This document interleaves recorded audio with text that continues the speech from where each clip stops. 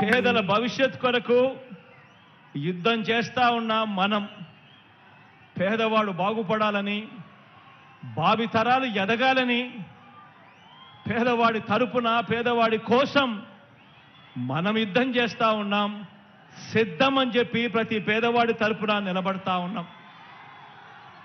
మరి మనం సిద్ధమని పేదవాడి తరపున నిలబడతా ఉంటే, పెత్తందారుల తరపున ఈ పెద్ద మనిషి చంద్రబాబు నాయుడు సంసిద్ధమంటా ఉన్నాడు అనంటే, ఎవరితోనయ్యా నువ్వు యుద్ధం చేస్తా ఉన్నావని అడుగుతా ఉన్నా.